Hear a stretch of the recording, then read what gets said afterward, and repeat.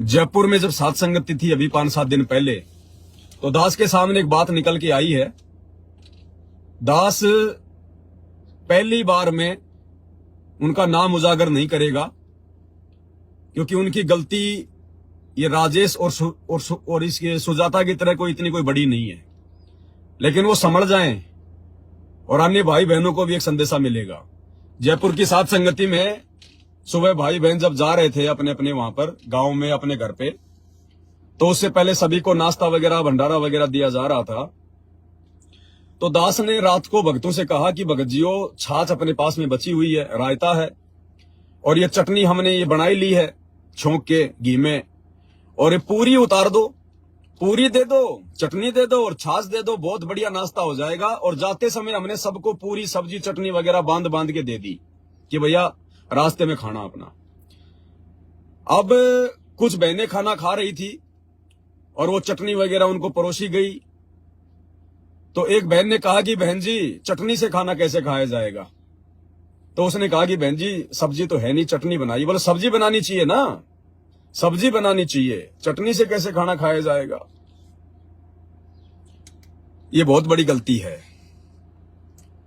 ये गलती है, इसमें सुधार कर लो वरना मार खा जाओगे। तुम साध संगति से जुड़े हो।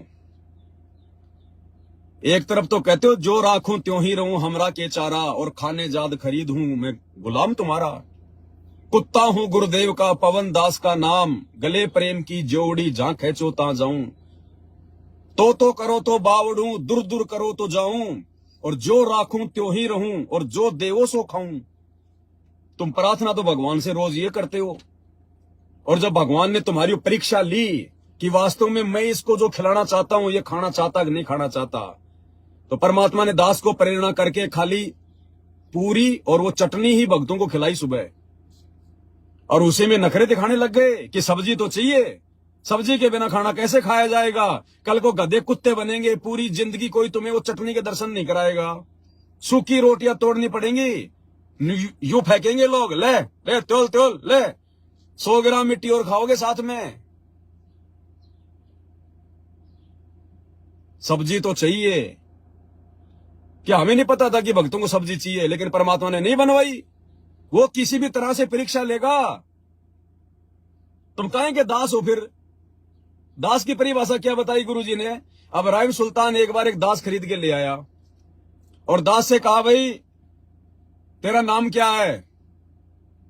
उसने कहा, जी दास का कोई नाम नहीं होता, किसी भी नाम से पुकार लो, चाहे मुझे गधा कहो, चाहे मुझे कुत्ता कहो, चाहे ओए ए इधरा कुछ भी कहो, मैं दास हूं। बड़ा प्रभावित हुआ, बोला तेरी क्या इच्छा है? बोला जी दास की कोई इच्छा नहीं होती मालिक, जो मेरे मालिक की इच्छा वही उसके दास की इच्छा। जैसा भी रूखा सूखा दे दोगे, आला गीला दे दोगे, मिर्च रोटी दे दोगे, सूखी रोटी दे दोगे, 2 दिन पुरानी रोटी दे दोगे, तो महाराज मेरा धर्म है दास का कि मैं ये नहीं कहूंगा कि जी ये तो सूखी रोटी है, मैं कैसे खाऊंगा। वो होता है दास। उसके बाद में इब्राहिम सुल्तान उससे इतना प्रभावित हुआ, गुरुदेव भगवान कहते हैं कि इब्राहिम सुल्तान ने उसको मुक्त कर दिया, उसको मुक्त कर दिया कि जा भाई मैं तेरे को दास रूप में नहीं रखूंगा, उसको आजाद कर दिया। इसी प्रकार ये सतगुरु रामपाल जी भगवान इस काललोक से हमें उसी समय आजाद करेंगे जब हम वास्तव में दास बनेंगे। अरे चटनी मिल रही है, कम है क्या? अरे हम लोगों ने भी तो खाई है वो चटनी, बाकी संगत भी तो खा रही थी वो चटनी। तुम एक दो को क्यों सब्जी याद आ गई? क्योंकि अभी दास बने नहीं भाई, अभी दास बने नहीं। ये जग बादल धुंध का मीन ना डरिए, और जय मन चावे राम ने तब दास साधन करिए। अब दास की परिभाषा हो सही है, ध्यान से सुना करो।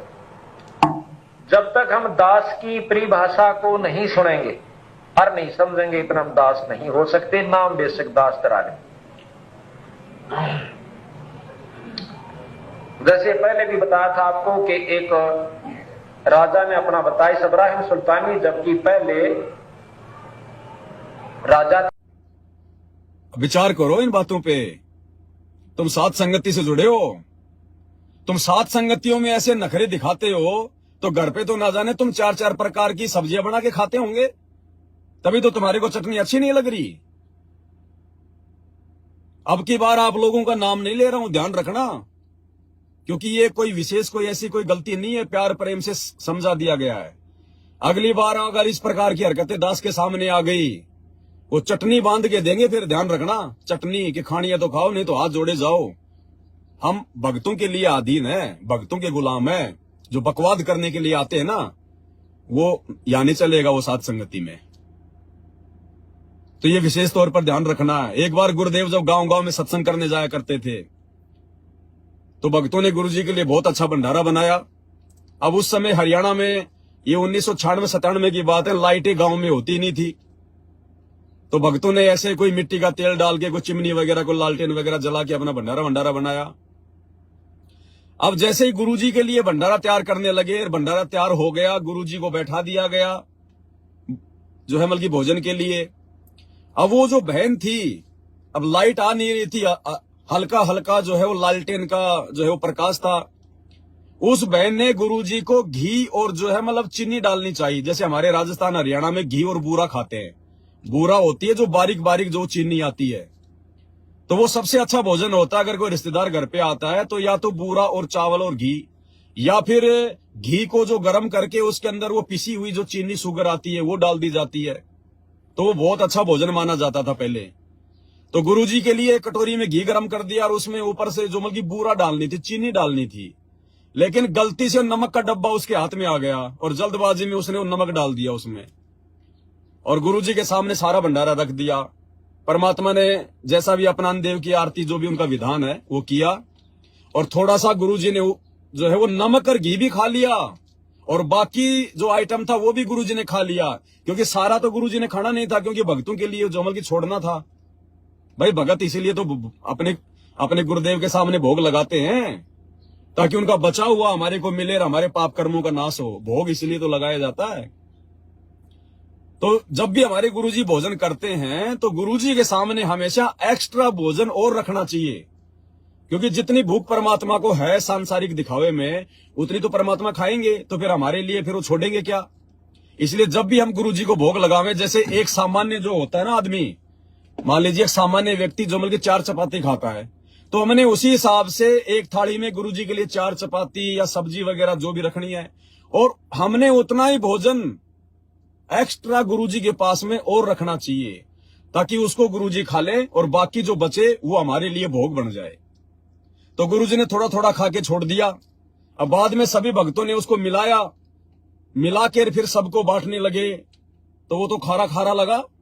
अब जैसे खारा खारा लगा तो बहन समझ गई भैया गलती से तो शुगर की जगह तो नमक आ गया, तो रोवे गुरुजी के चरणों में गिर गए, परमात्मा माफ करना, ये गुरुजी हमारे को ध्यान नहीं रहा, परमात्मा वो जो है वो शुगर की जगह गलती से नमक गिर गया।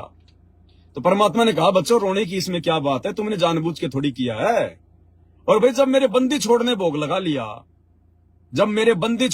लगा लिया, तो मैं ना नुकर करने वाला कौन होता हूं।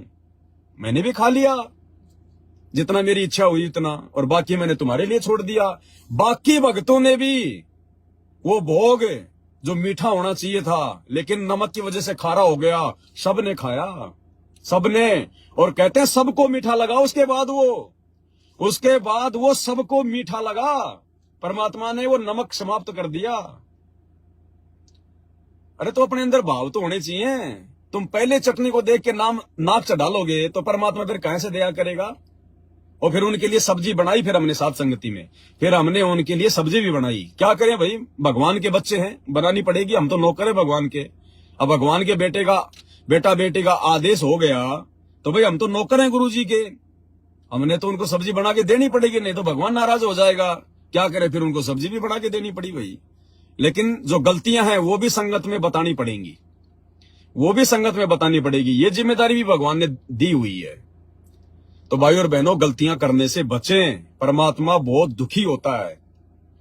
अरे आज जेल में गुरुजी हैं, तुम अपने घर से भोजन बना के भेज रहे हो क्या।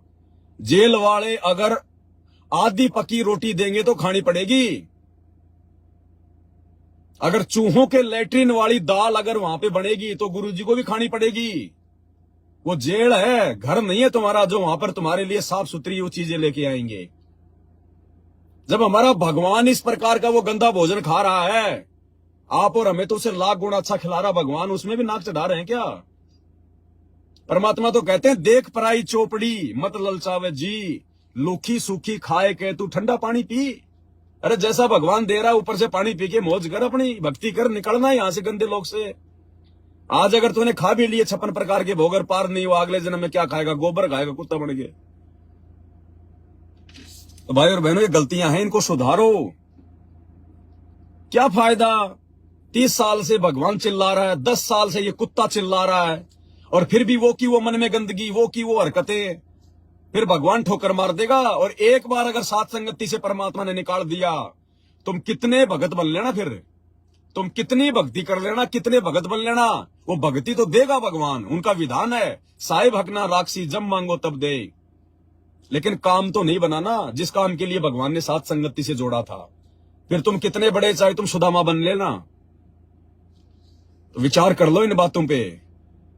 ये इस प्रकार की जो गलती सात संगति में हुई ना, ये 2-3 घटनाएं, ये परमात्मा हम आत्माओं को आगे के लिए शिक्षा दे रहा है कि कहीं तुम फिर से गलतियां ना कर बैठो। भगवान चाहिए, सतलोक चाहिए, इस गंदे लोक में टाइम पास करना है, जैसा हो जाए वैसा। हमने तो असली वस्तु प्राप्त करनी है। तो इन चीजों का ध्यान रखो भाई और बहनों, आगे से हमारे से इस प्रकार की कोई भी गलती ना बने।